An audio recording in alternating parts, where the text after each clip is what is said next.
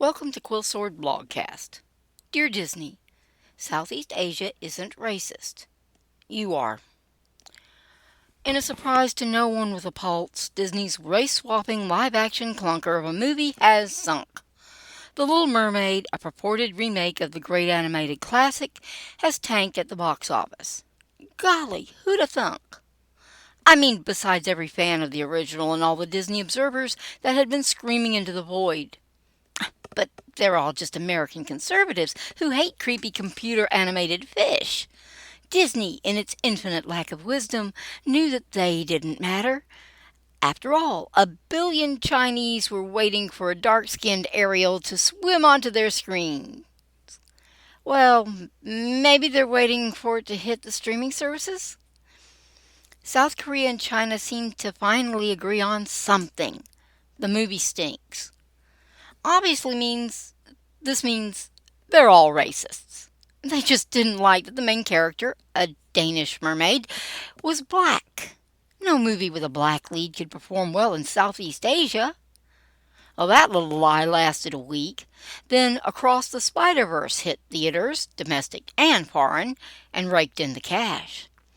For those not in the know, Across the Spider-Verse stars Miles Morales as the spider representative for our world instead of the venerable Peter Parker. Miles is a cocky spider kid from Brooklyn. He's also black. Oops. Seems folks in Southeast Asia will play to see a black main character, just not a crappy remake. Anyone that accused an entire nation of being racist simply because a movie performed poorly is beyond reprehensible. It tells us something about those crying racism. It tells us that they are the real racists. They're the ones judging people on the color of their skin rather than the content of their character. Well, they don't think much of Martin Luther King anyway. Hiding behind the imaginary boogeyman of racist has become the staple of the left.